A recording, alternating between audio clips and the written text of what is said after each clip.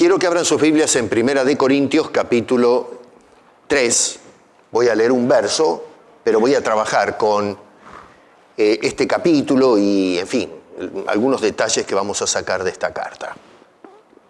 Capítulo 3, Primera de Corintios, verso 10, dice: conforme a la gracia de Dios que me ha sido dada, yo como perito arquitecto puse el fundamento y otro edifica encima. Pero, ojo con esto, mire bien, pero, dice Pablo, cada uno mire cómo sobreedifica.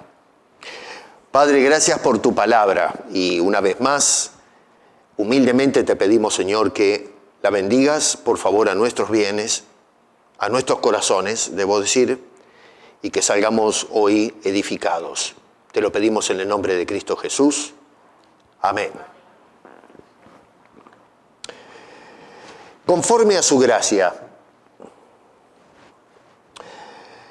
Una pregunta que estimo debe hacerse el cristianismo contemporáneo es cómo la gente hoy está sobreedificando en la iglesia de Cristo. Pienso que es de conocimiento común que las cosas no están andando bien. No hablo en forma local, pero me estoy refiriendo a la iglesia en general. Cada vez se hace más conocido las anomalías y cosas que se están dando dentro de lo que hoy se llama la iglesia evangélica. Un neoevangelio que no existe, no hay, pero algunos pretenden inculcarnos que hay una nueva tendencia, un nuevo momento en la historia. Y se están dando una cantidad de cosas que pretenden sobreedificar encima de lo que ya se ha hecho por prácticamente 2000 años de historia. Noten ustedes que el apóstol San Pablo, tocando el tema acerca de la sobreedificación, nos está dando una advertencia que es muy seria. Repito, verso al final de la lectura dice: pero cada uno mire cómo sobreedifica. Y la pregunta es: ¿por qué estima Pablo que es menester hacer esta puntuación? Y en el verso 17 este hombre nos dice, a ver, sígame con sus Biblias, porque esa es la idea de que trabajemos y podamos extraer la idea de la Escritura. Dice: si alguno destruyere el templo de Dios, Dios le destruirá a él, porque el templo de Dios, el cual sois vosotros, es decir, los redimidos, santo es. ¿Estamos destruyendo la iglesia hoy? ¿Hay un atentado contra la obra de Dios? Bueno, esto que voy a decir puede ser muy polémico, pero mi respuesta, desde, por supuesto, mi estimación, es sí. Sí, hoy hay un elemento tóxico que está tal vez no lo hacen conscientemente, no sé, hay gente que sí lo hace, hay un ambiente fétido, demoníaco, que siempre estuvo tratando de derribar la iglesia. Pero hay otros que a lo mejor con las mejores intenciones quieren contribuir, pero no se detienen a pensar los efectos del aporte que están haciendo. Y el apóstol Pablo dice: ojo, porque quien, ya sea intencionalmente o por accidente, destruye el templo de Dios, Dios lo va a destruir a él. Con razón que este hombre dice: ojo, miren ustedes cómo sobreedifican, porque estamos a fin de cuentas poniéndonos en problemas con el Señor mismo.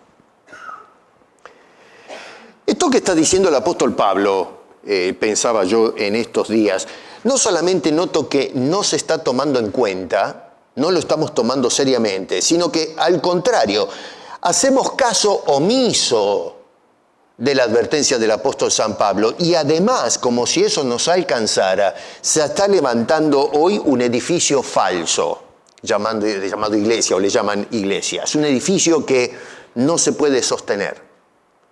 El tiempo, a menos que Cristo venga a algo, va a mostrar que este edificio no puede mantenerse firme o en pie debido a que es una estructura mal construida. Se va a derribar y luego, por supuesto, de los escombros van a intentar construir otro edificio falso que eventualmente se va a derrumbar también. Históricamente hablando, la Biblia es clara y nos dice que se va a levantar una iglesia universal, una especie de sincretismo global. En el libro por allá de Apocalipsis se le llama a esto la gran ramera.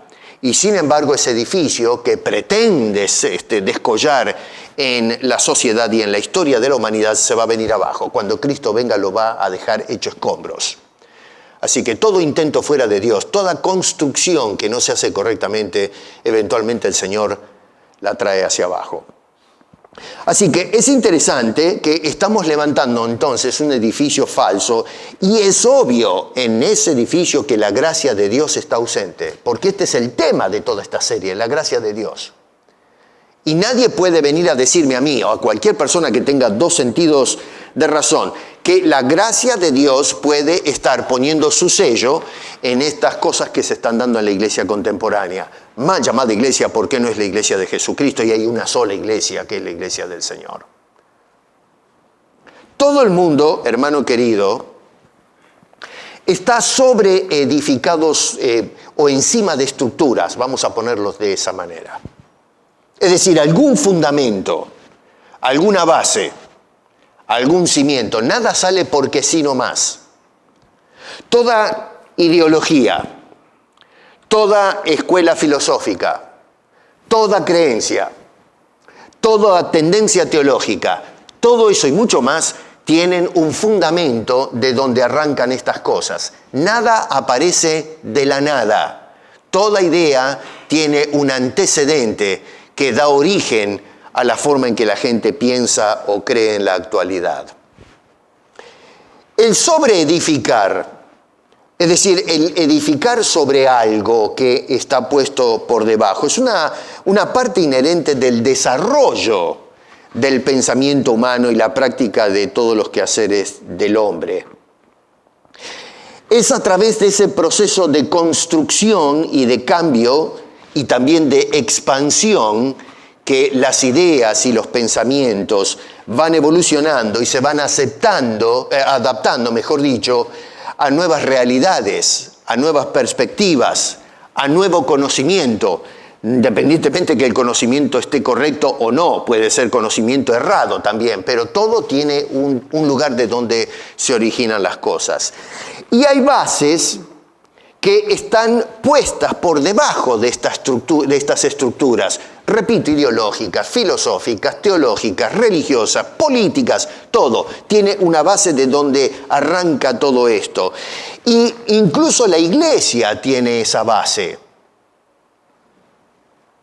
Este fenómeno nos lleva retrospectivamente a un punto de origen. Una base que da origen a todo. Una es Dios, la otra es el diablo. Definitivamente. Uno es la verdad misma, el otro es el padre de la mentira. Y toda la sociedad y toda estructura está construida sobre uno de esos dos cimientos. O la verdad, que es Dios mismo, o el padre de la mentira, que es el enemigo de Dios y de todos sus santos. El hombre en el medio construye todo lo que es y todo lo que cree sobre alguna de esas dos bases. No hay otra, no hay una tercera base, no nos engañemos. El versículo central de toda la carta hasta que escribe el apóstol Pablo, a ver, hermenéuticamente hablando, es decir, la ciencia de la interpretación, preguntamos, bueno, a ver, cuando los escritores escriben, ¿qué es o cuál es el punto a donde quieren llevar a los lectores?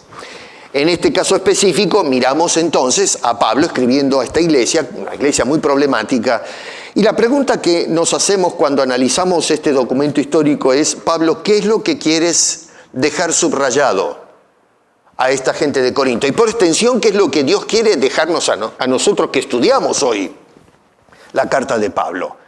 Y el verso central que resume o que atomiza toda la idea hacia donde apunta el apóstol San Pablo en esta carta, está en el capítulo 13, verso 13, donde Pablo dice estas palabras. Dice, ahora, pues, permanecen. Escuche bien eso. Ahora, en esta etapa, permanecen la fe, la esperanza y número 3, el amor. Ahora, es interesante porque no para ahí, sino que por si acaso va a decir esto que es importante para mí en cuanto a exégesis se refiere. Dice estas 3, no 2, no 1, no 4, no 5 o 6, dice estas 3. Eso es terminante. Dice entonces, hay 3 cosas, no 4 ni 5, solamente 3 cosas que permanecen, dice Pablo, y esas son la fe, la esperanza y número 3, el amor. Y ojo con esto, acá tenemos que poner mucha atención porque Pablo contrasta la idea que se ha metido en la cabeza de la gente de Corinto, estas personas a quienes les está escribiendo, que los carismas continuaban, que los dones, por ejemplo, de lenguas, de profecías, de sanidad, especialmente esos dones que consideramos hoy o llamamos extraordinarios, aunque todos los dones son extraordinarios porque es un don de Dios, pero esos dones que llaman la atención, es lo que está fuera de corriente. Bueno, a eso se concentraba la gente. Y Pablo le quiere sacar de la cabeza la idea que esos carismas extraordinarios continuaban y que no solamente continuaban en sus días, sino que van a continuar, como sostienen muchos hoy, hasta el fin de los tiempos, hasta el que el Señor Jesucristo venga por su iglesia. Y debido a esa percepción incorrecta de permanencia de esos carismas, la iglesia de Corinto estaba dividida, estaba fraccionada. Habían jerarquizado, por ponerlo de una manera más coloquial, en una forma indebida los dones o ciertos dones espirituales dentro de la congregación. Y entonces el apóstol Pablo, acá lo vemos, escribiendo para desmitificar esa falsa continuidad, esa idea de que todos los dones continuaban o eran necesarios para la edificación de la iglesia de Cristo. Es la tesis de toda la carta. Para ellos, es decir, para estos queridos hermanos de Corinto, algunos carismas, el don de lenguas, el don de profecía, estos mismos dones que hoy se han popularizado en algunos medios, eran la cúspide de la experiencia espiritual. Si usted habla en lenguas, ya prácticamente está a las puertas del cielo. Si usted profetiza, si el Señor de repente se levanta a alguien y dice, el Señor me dijo, ustedes van a escuchar, es asombroso, ¿no? Ponen ahí el YouTube, yo estoy estudiando mucho este asunto, en un par de semanas vamos a empezar con el análisis del pastorado de la mujer. Y escucho pero no sé por qué, noto que hay un ejército de mujeres ahora, que se levantan y en el medio del culto dice, el Señor me dice.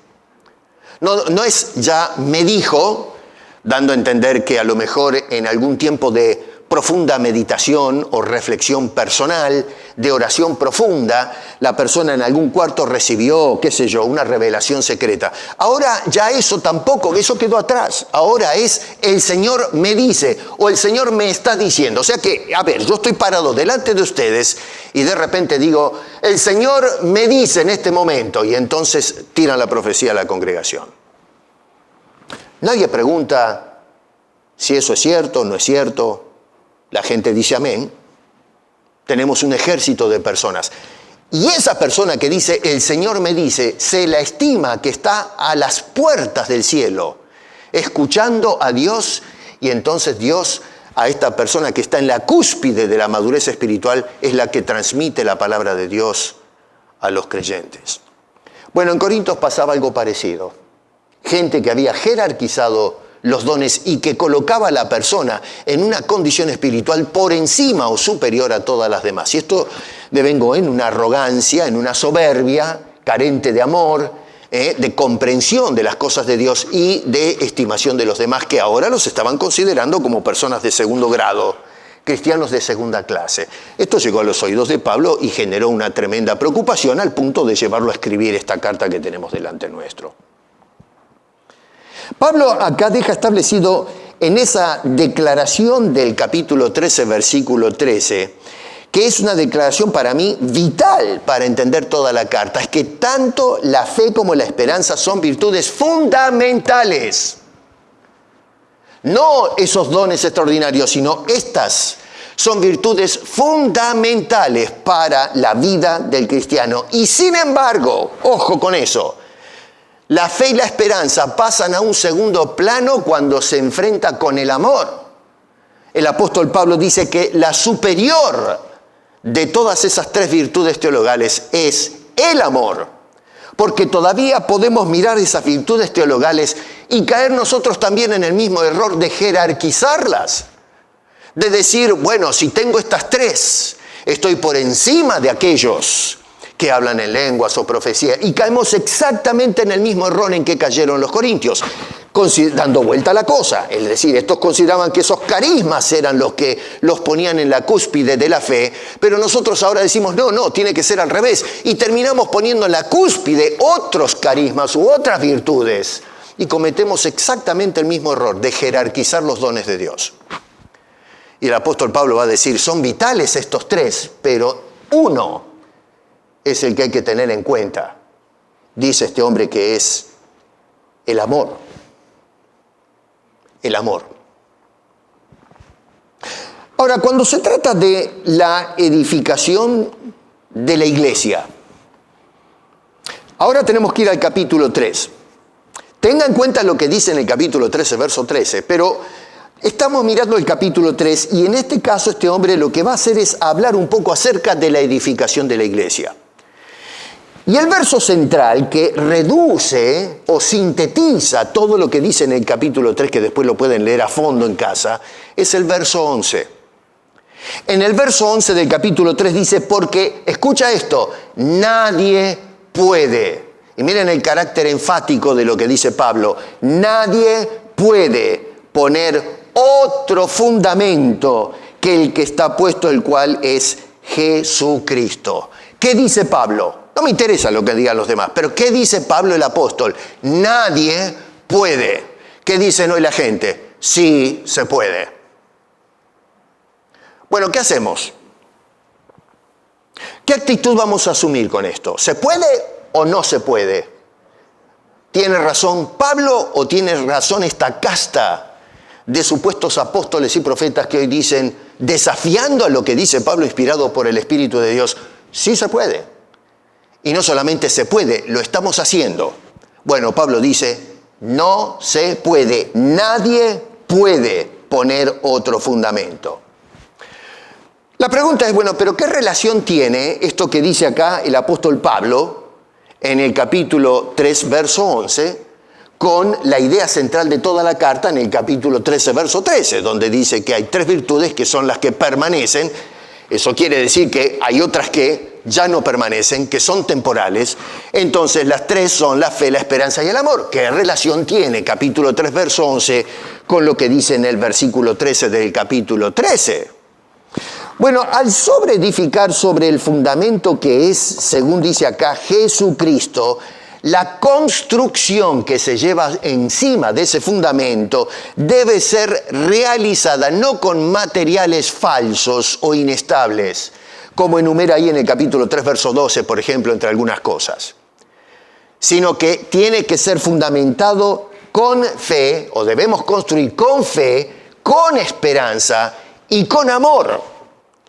En Corintios se estaba edificando sobre un fundamento falso. Ya no era Jesucristo, lo estaban cambiando con otra cosa, y lo que construían encima también era falso. Y el apóstol Pablo dice, acá hay un problema con ustedes. Jerarquizaron los dones, perdieron de vista las tres virtudes teologales, y encima de eso, lo más importante que es el amor.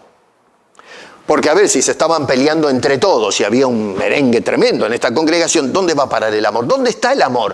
Si a veces la gente dice, sí, yo te amo, Señor, nos amamos los hermanos, pero después cuando se trata, cuando vamos al trato común, esos son simplemente palabras, sustantivos, pero no hechos reales que se llevan a la práctica. Así que el apóstol Pablo está indicando que el amor es, la manifestación más alta que podemos nosotros lograr en la vida cristiana. Y que, por cierto, es el amor de Dios el que nos dio la salvación y el amor de Dios el que fundó la iglesia. Y la virtud que perdura, dice, perdura permanentemente el resto de la eternidad. Las otras cosas no. Las otras cosas son momentáneas. Dice el apóstol Pablo, y va a afirmar en el capítulo 8, verso 1, pero el amor edifica. En el capítulo 13, verso 8, el amor nunca deja de ser. Capítulo 14, verso 1 dice, seguid el amor. Así que el amor, no las otras virtudes, son las que edifican, ayudan, aportan a levantar la iglesia. Dice que debemos perseguir nosotros ese amor para la construcción del edificio, y el amor dice que es algo permanente. Las otras cosas pasan, pero el amor no deja de ser. Lo que ellos consideraban más importante era lo menos importante. Y lo que era más importante para la edificación de la iglesia lo dejaron relegado a un segundo plano. Y eso es lo que está pasando hoy en la iglesia contemporánea.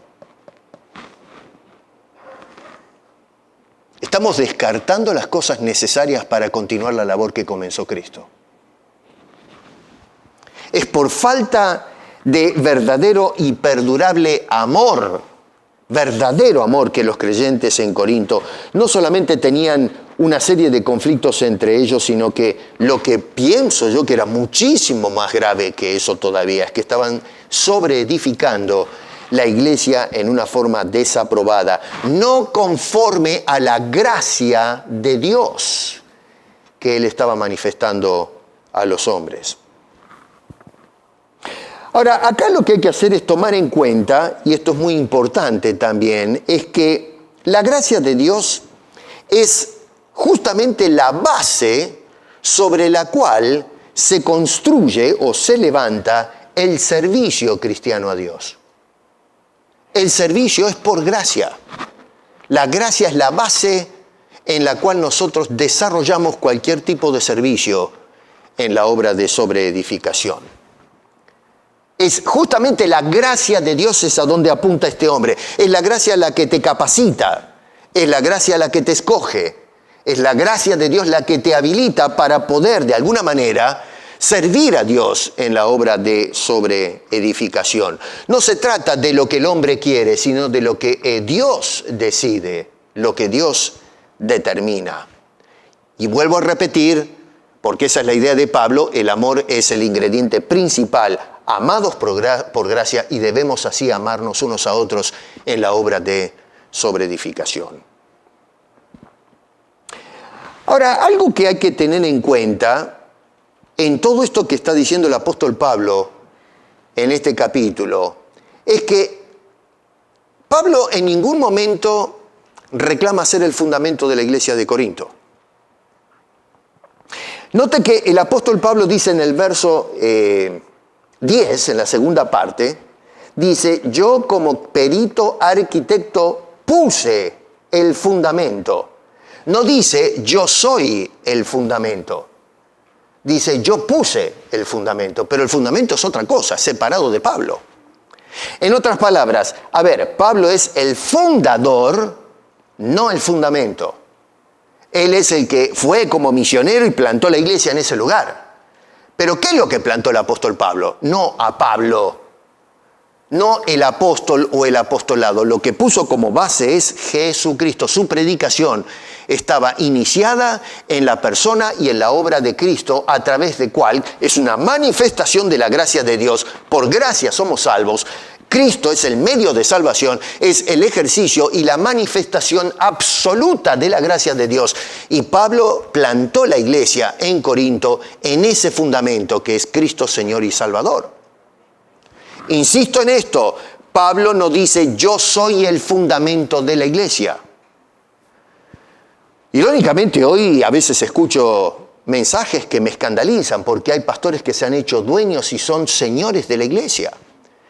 Y toda la iglesia está fundada sobre un líder carismático en lugar de la persona del Señor Jesucristo.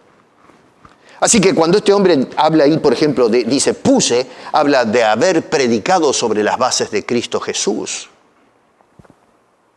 Y entonces luego, sobre ese fundamento establecido, o vamos a decir predicado, cuando el apóstol Pablo pisó las playas de Corinto, otros sobreedifican.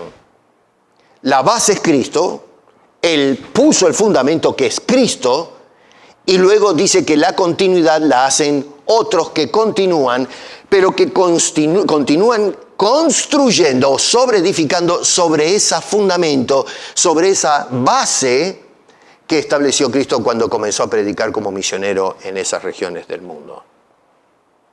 Así que lo que llama la atención es que no dice que las personas que van a sobreedificar van a poner otro fundamento o un número de fundamentos. No, el fundamento ya se puso y ahora se sobreedifica sobre ese fundamento que ya está puesto. Repito, verso 11, ¿qué dice? Porque nadie puede poner otro fundamento que el que está puesto. Y ese fundamento, dice, es la persona de Cristo Jesús. No Pablo, sino Cristo. Algunos agarran y miran a Pablo escribiendo a Efesios y no entienden la exégesis y la conexión en la teología de Pablo. El apóstol Pablo, cuando escribió a los Efesios, en el capítulo 2, verso 20, dice que la iglesia, los creyentes, están edificados sobre el fundamento de los apóstoles y profetas. Y es interesante porque tenemos un colegio de gente que se agarran de esa primera parte del verso ese 20 y dicen, ahí está. Nosotros somos el nuevo apostolado, por lo tanto estamos nosotros poniendo el nuevo fundamento. Pero el tema es que Pablo, hay una segunda parte en ese versículo, que es la clave, y que hoy no la tomamos en cuenta. Pablo otra vez dice, edificado sobre el fundamento de los apóstoles y profetas, pero dice entonces, siendo la principal piedra del ángulo, Jesucristo mismo. O sea que no hay ningún tipo de contradicción entre lo que el apóstol Pablo está diciendo o declarando en 1 Corintios 3, diciendo que Cristo es el fundamento, con lo que está diciendo ahora a la iglesia en Asia Menor, la iglesia de Éfeso. Una está en la Grecia, la otra está en Asia Menor. Bueno, lo que hoy es Turquía, dos lugares distintos, pero está enseñando lo mismo. El fundamento es Jesucristo y en este caso en Éfeso, Cristo es la piedra donde se construye todo lo demás. Cuando habla de que los apóstoles y profetas eran los que pusieron el fundamento, es la predicación, la piedra principal es Jesucristo. Se montó la iglesia de Éfeso de la misma manera que se hizo con la iglesia de Corinto.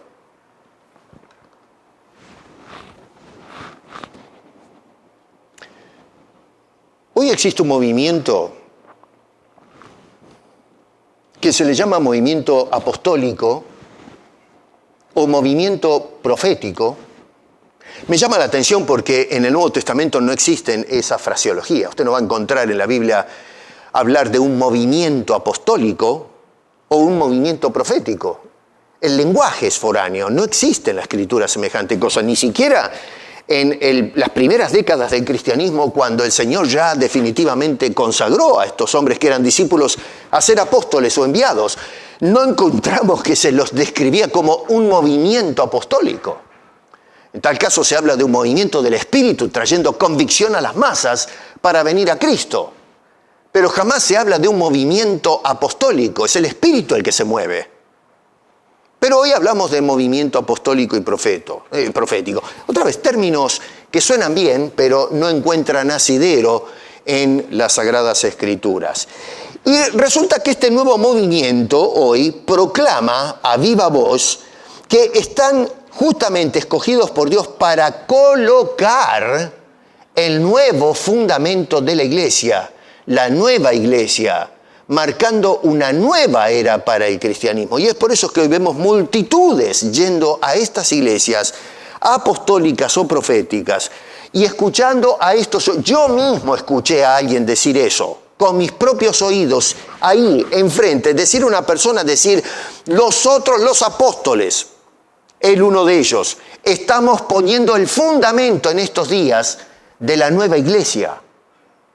Yo escuchaba a este señor y digo, nueva iglesia. ¿Qué pasó entonces? Los 2000 años de iglesia que tuvimos, ¿qué es? ¿La vieja iglesia?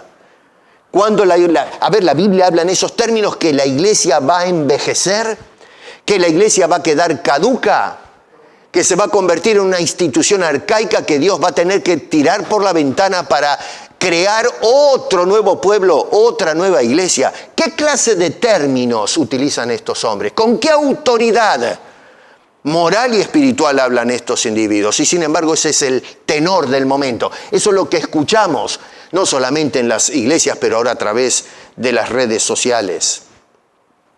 Hermano, a ver, actualmente la iglesia contemporánea está fundamentada, la iglesia moderna, vamos a llamarle, en una serie de factores. Uno, la tolerancia y la inclusión social. Si vamos a plantar una iglesia, tiene que ser fundada, el fundamento de la iglesia es tolerancia y la inclusión social.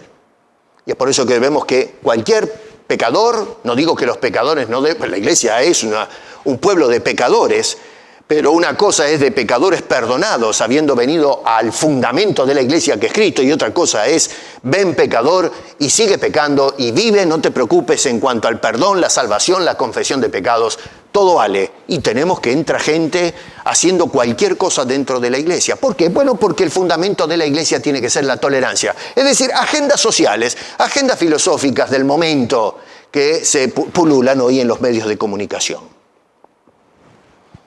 La prosperidad económica. La constante hoy es que el fundamento de la iglesia es la prosperidad o la salud de los cristianos. Por eso es que ustedes encuentran personas diciendo, trae plata. Esta semana escuchaba un pastor que decía, ustedes aman al Señor o algo por el estilo, y decía, yo no lo veo porque no veo la plata acá arriba del altar. No veo las ofrendas. Está vacío esto. O sea que había que tirar los billetes en el altar para que el pueblo demuestre que realmente están consagrados a Dios. ¿Sabe a dónde va ese dinero? Va a los bolsillos del chanta que predica desde el púlpito. Pero es un apóstol, es un profeta enviado por Dios. Y la gente va y lleva la plata, lo aplauden, lo saludan, le dan el abrazo, lo mantienen y cosas por el estilo. Otro fundamento de la iglesia es la oración positiva. El fundamento de la iglesia es orar con poder. Tienes que, si tú piensas positivamente, se te va a conceder, se te va a hacer realidad. Por eso que si estás enfermo y piensas que ya estás curado, te sanas. Eres una persona que no tiene un peso partido al medio para pagar la renta a fin de mes. Si tú piensas que en el banco en este momento está creciendo la cuenta bancaria, cuando vayas a la máquina a sacar dinero, ahí vas a tener unos cuantos ceros a la derecha. Y la gente se cree eso.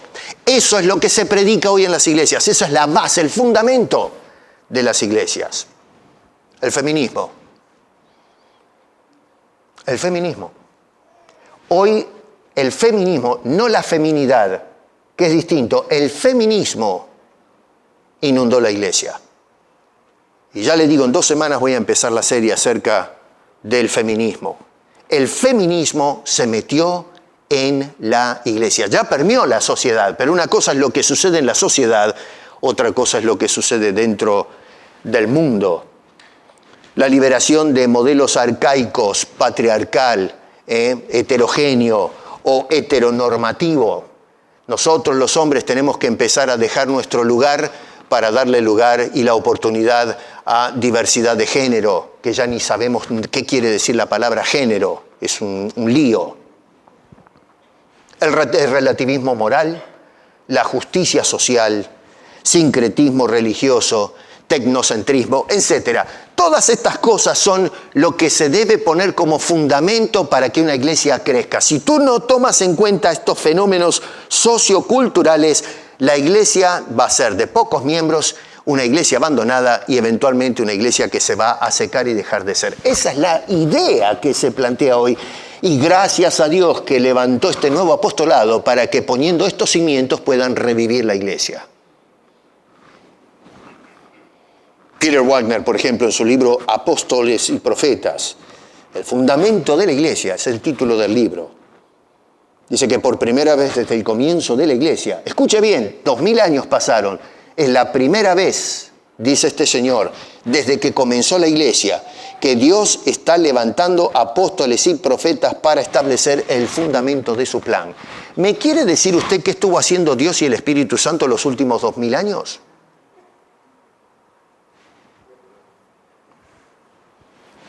Bill Johnson afirma que el rol de los nuevos apóstoles y profetas están colocando el fundamento de la iglesia del futuro.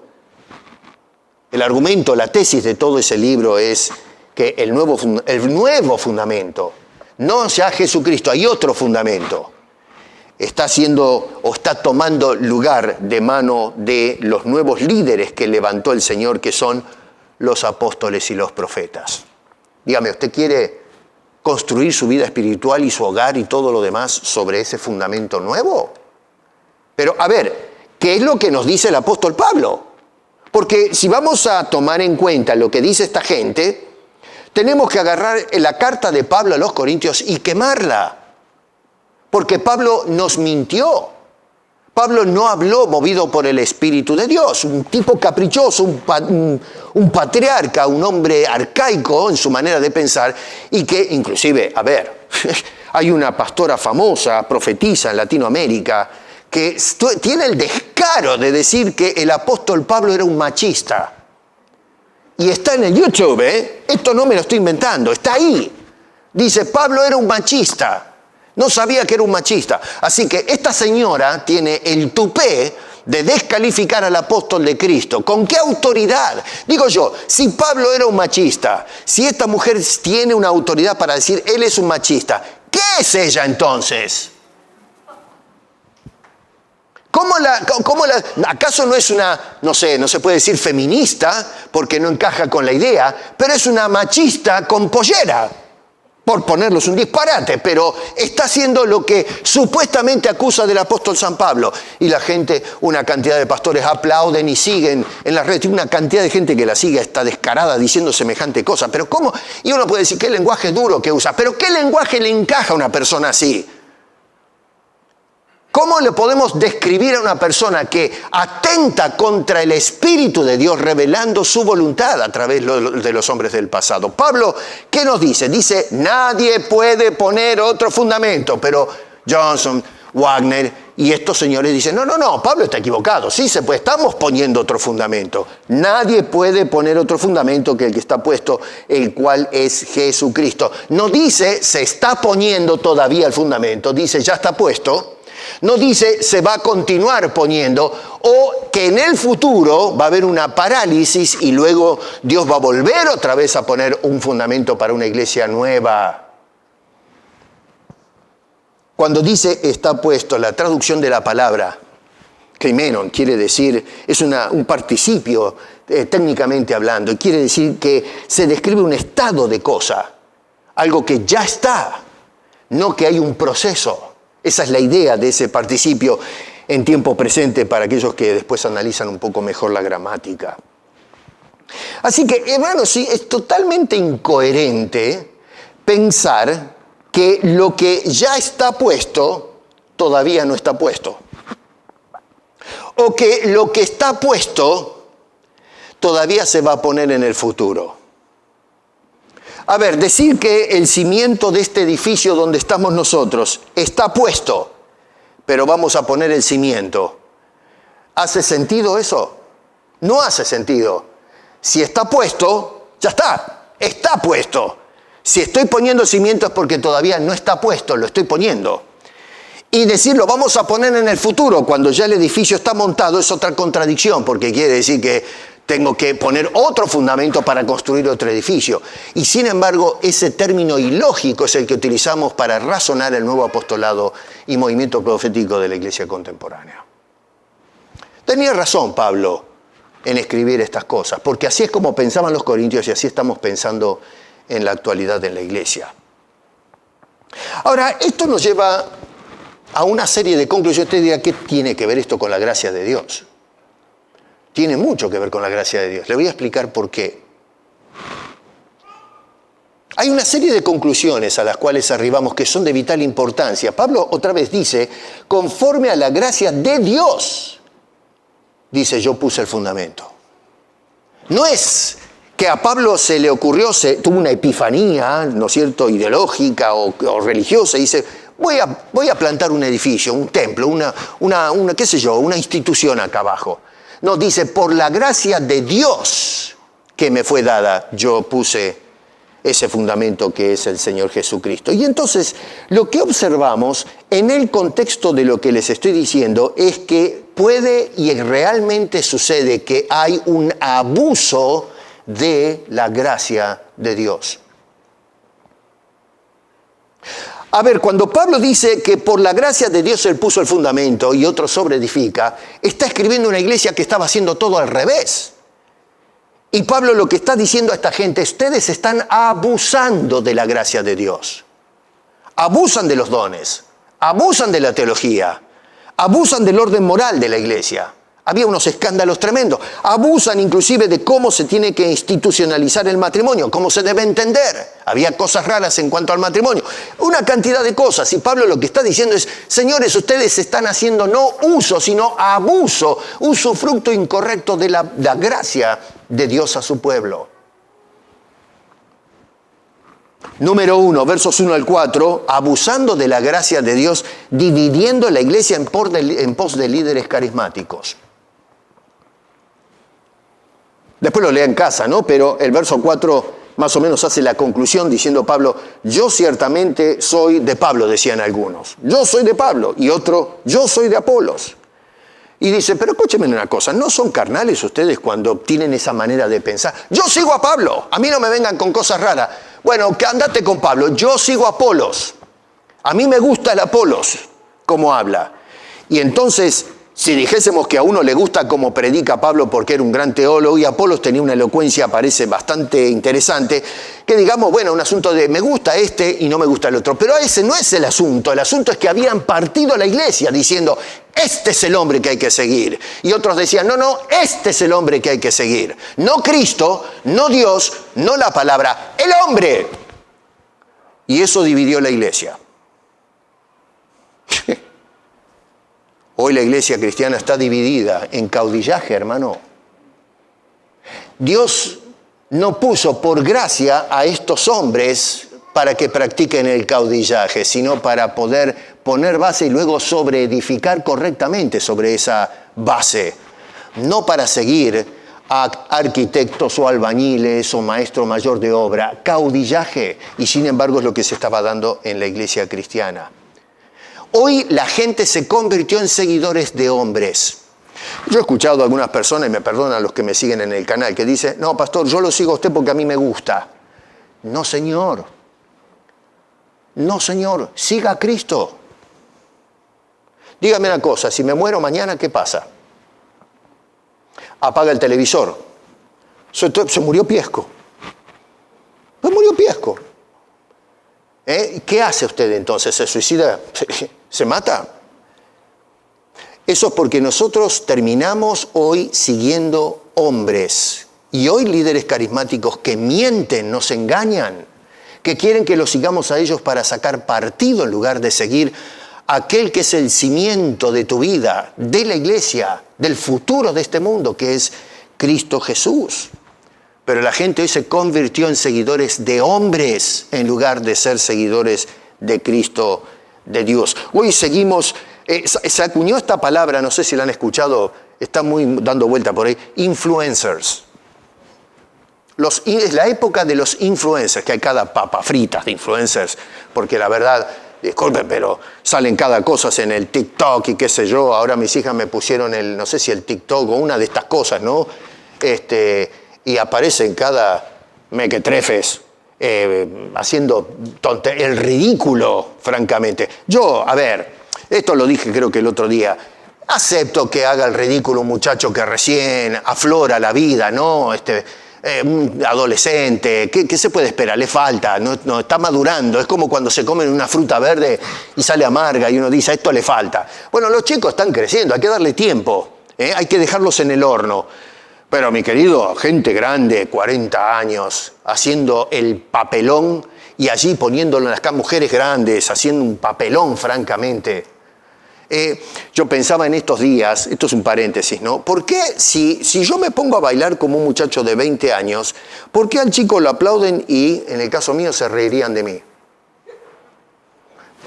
Si está bailando el reggaetón, estas pavadas que se bailan ahora, no sé ni cómo se baila el reggaetón, ¿no? Ven al muchacho de 20 años bailando el reggaetón. O uno de estos morenos, es extraordinario ver cómo vemos a un moreno con los auriculares, no sé si lo vieron en la parada del bus, y usted lo ve que se mueven todo y qué sé yo, y uno lo mira y dice, qué cool, ¿no? Qué bien que se mueve este. Pero si usted llega a ver una persona blanca, me ve a mí en una parada de bus, moviéndose como ese hombre, dice, qué estúpido, qué está loco ese hombre. Los dos nos movemos igual, pero yo quedo mal y el otro queda bien. ¿Cuál es la diferencia? Esto, el pelo blanco. La mente de la persona dice, uno llega a una etapa en que tiene que madurar y comportarse como tal. Tenemos que, decía Pablo, portaos varonilmente, no como niños. Todo tiene que tener su lugar. Un chico de 15 años que mueve la cadera y que, qué sé yo, está bien. Pero un hombre de 60 años, 70 años, 80 años, haciendo lo mismo que hace un joven, uno lo mira y se ríe y dice, mira, viejo ¿por qué no se deja de pavadas? Y tiene razón, porque ya no nos cabe, no nos queda. ¿Esto quiere decir que uno tiene discriminación? No, es cuestión de tiempo. Esperamos que la persona tenga cordura, se quede quieta y la razón y la experiencia lo lleve a orientar a otros, a ser el sabio, el consejero, no el tonto, la persona sin experiencia. ¿Quién va a ir a un chico de 15 años a pedirles consejos de la vida? Porque le falta, es un niño, lo dejamos que baile. Pero el hombre con cana, decimos, a este voy a buscar porque ya pisó baldosas. Puedo sacar algo de esta persona. No, hoy nosotros seguimos líderes carismáticos que no sirven para nada. Influencers. Hoy es la época de los influencers y dentro de la iglesia lo que estamos haciendo es siguiendo influencers. Es decir, personas que influencian en nuestros valores y creencias y nos llevan para cualquier lado en lugar de seguir a Cristo Jesús. Abuso de la gracia de Dios. Número 2. Abusamos de la gracia de Dios ignorando deliberadamente el verdadero fundamento de la iglesia. Versículos 5 al 11.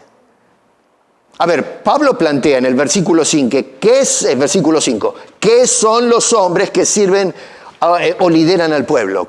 A ver, fíjese, el verso 5 dice, ¿qué pues es Pablo? ¿Qué es Apolo? ¿Qué son los líderes de la iglesia? Y Pablo en el verso 7 dice, nada. Verso 7 dice, así que ni el que planta es algo, ni el que riega, sino Dios. Así que Pablo dice, ellos decían, para mí Pablo es el hombre. No, para mí es Apolo el hombre. Otros decían Cefas, ¿no? Pedro, más adelante habla de eso. Y Pablo dice, ¿pero qué son los hombres, señores? Despiértense de una vez. ¿Tienen influencia carismática? Sí, pero ¿qué son? Y Pablo dice, nada. Ahora usted habla con esas personas y dice, no, yo soy el apóstol, yo soy alguien, yo soy el profeta, yo estoy en la cúspide de la madurez espiritual. Y Pablo, que era el apóstol, decía, somos nada. Dios es todo. Sacamos a Dios. ¿Y qué es Pablo? ¿Qué es Apolos? ¿Qué es la iglesia? Nada. Todo depende de Dios y por Dios. Sin Dios dando el conocimiento y crecimiento de la iglesia, los hombres trabajan para nada. No logran absolutamente nada. Hoy se cree la gente que porque hay iglesias en Estados Unidos, por ejemplo, ¿no?, que tienen 2.000, 3.000, 4.000 personas, que esa es la iglesia de Cristo. ¿Por qué? Porque siguen a líderes carismáticos que a lo mejor tienen una habilidad tremenda para traer gente y que se metan en un edificio. Pero ese crecimiento, ¿quién lo dio? ¿Lo dio Dios? Hoy pensamos que las iglesias numerosas certifican que es dada por el crecimiento divino. No, señor. Puede ser que se esté utilizando la pericia humana para atraer emocionalmente a la gente a un edificio. A ver, si acá ponemos una orquesta sinfónica, abrimos el edificio, regalamos sándwiches todos los domingos gratis.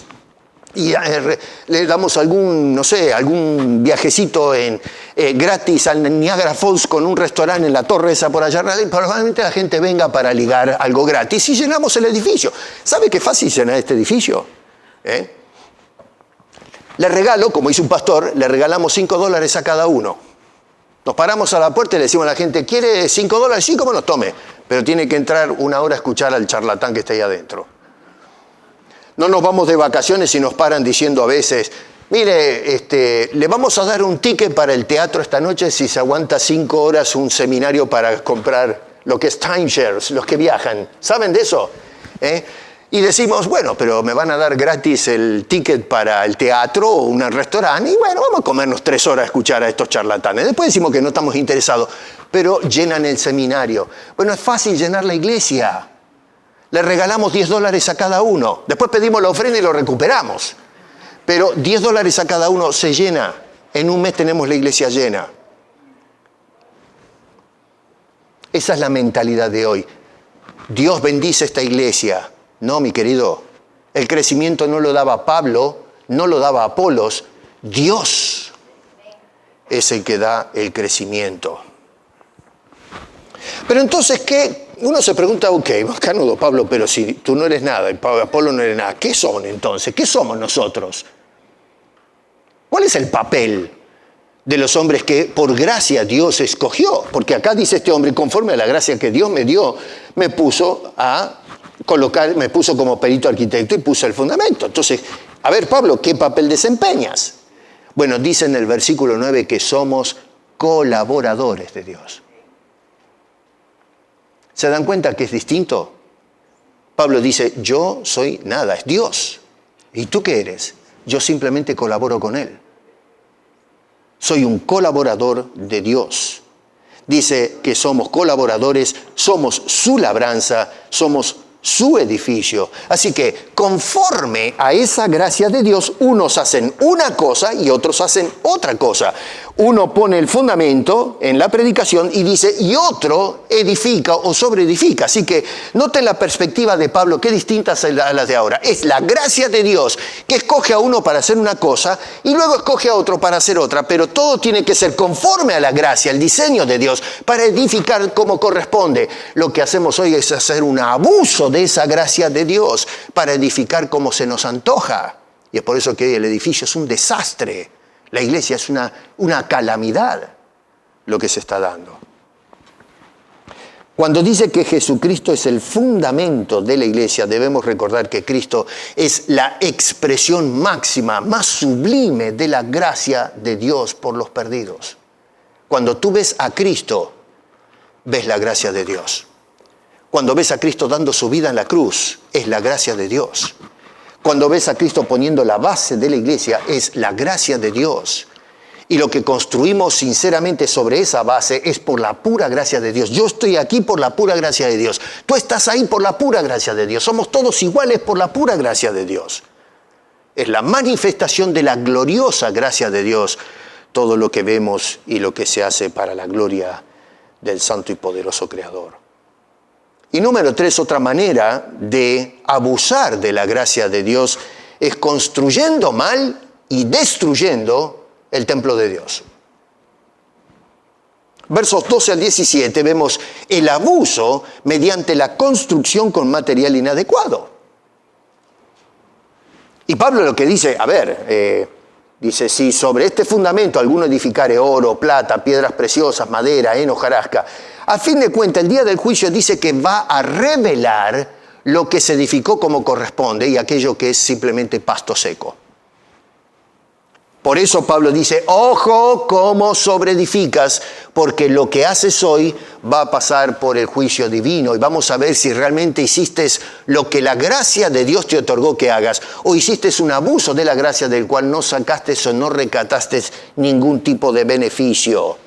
Es decir, cuando sobreedificamos, echamos manos de los elementos de la fe, la esperanza y el amor, que son las cosas que permanecen, o estás agarrando las cosas secundarias y que son momentáneas.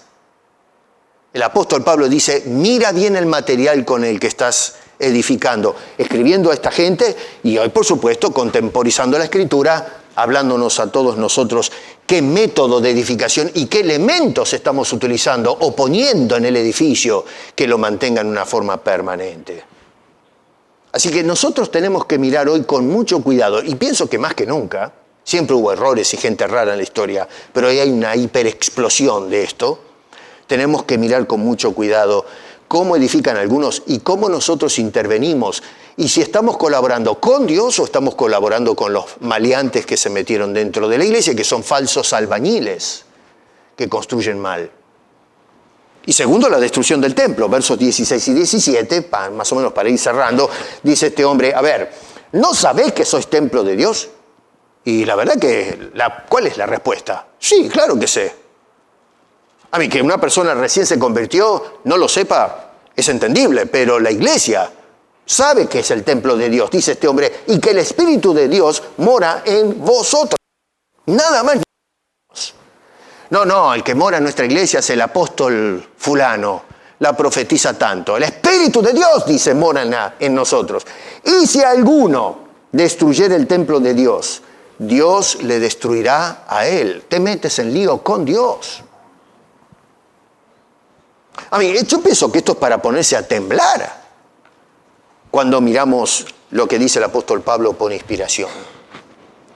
Tú y yo somos ladrillos que le dan forma y estructura a este templo de Dios donde Él hace morada, donde habita su Espíritu Santo. Causar divisiones, fomentar las rupturas, los celos, las contiendas, lo que se estaba dando, a más de edificar en una forma inadecuada, con enseñanzas incorrectas, pretensiones partidistas, militancia, siguiendo líderes carismáticos que tienen, no sé, influencia sobre la gente. Eso produce averías en el edificio de Dios que amenaza con tirarlo abajo. Gracias que Dios le dice a Timoteo, sin embargo, que el fundamento de Dios está firme. ¿Por qué? Porque es Cristo. Dios conoce a los suyos. Ese fundamento no se puede quebrar. Es el otro fundamento y el otro edificio falso el que se quiebre y se viene abajo, pero no la iglesia verdadera de Cristo Jesús. Así que en lugar de ser colaboradores en la edificación de dicho edificio santo que es la iglesia, hay personas que se dedican a destruir, ya digo intencionalmente o por accidente, pero se dedican a destruir la integridad y la estabilidad del edificio que debe ser la columna y baluarte de la verdad, no del padre de la mentira. Muchos hoy, en lugar de ser colaboradores de Dios, son colaboradores del diablo. Y estamos haciendo un desastre. Tal es así que cuando salimos a evangelizar, la gente se nos ríe en la cara. Y buena razón tiene para reírse. 3 maneras de abusar de la gracia de Dios. 1, dividiendo la iglesia en pos de líderes carismáticos. Número 2, ignorando el verdadero fundamento de la iglesia cristiana. Y número 3, construyendo con material inadecuado o no aprobado y destruyendo el templo de Dios. Hermano querido, la gracia de nuestro Dios es la base sobre la cual se construye todo el servicio de la comunidad cristiana. Dios no te pone a servir porque eres algo especial. Dios te pone a servir porque Él es algo especial. Y a seres pecadores y dignos de condenación eterna, no solamente les dio la salvación por gracia, pero nos dio la oportunidad ahora de ser sus siervos para su gloria y por gracia. Pero eso sí dice, cuidado con eso. Dice, conforme a la gracia de Dios que me ha sido dada, yo como perito arquitecto puse el fundamento y otro edifica encima. Pero cada uno, es decir, tú y yo y todos los que servimos al Señor, mira bien la contribución que aplicas. Porque todos vamos a dar cuenta delante del poderoso Dios.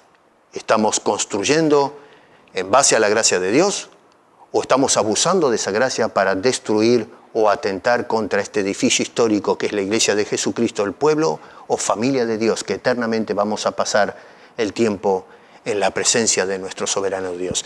Y déjame hacer un paréntesis. Si estás escuchando y el Espíritu toca tu corazón, y ves a Jesucristo allí como la base de tu vida y de tu hogar, te imploro en el nombre de Cristo, dale tu corazón a Cristo. Entrega tu vida al Señor. Dios quiere perdonar tus pecados y la manera de hacerlo es a través de Jesucristo. Dios quiere darte salvación, quiere salvar tu vida, tu hogar, tu futuro, tus proyectos, que no sean proyectos encauzados en la corriente de este mundo, sino que todo sea para su gloria. Te intimo, por favor, en el nombre del Señor, que vengas a los pies de la cruz arrepentido, confieses tus pecados y entregues tu vida para que Dios te dé el perdón y la vida eterna. En Cristo Jesús, haz de Cristo la base, el fundamento de tu vida de aquí en adelante. Padre, gracias te damos por tu palabra y por haber preservado. En esta serie hemos explorado aspectos de la gracia de Dios. Nos ayuda, Señor, a poner la vista en el lugar que corresponde. La vista en Dios, no en las cosas de aquí abajo, sino las de arriba. Gracias, Señor, por habernos manifestado tu gracia, y la evidencia más elocuente de esa manifestación es Cristo Jesús. La gracia tuya se manifestó en Cristo. De tal manera amó Dios al mundo que ha dado a su Hijo unigénito. Gracias, Señor. Gracias por tu gracia, tu favor que no merecemos.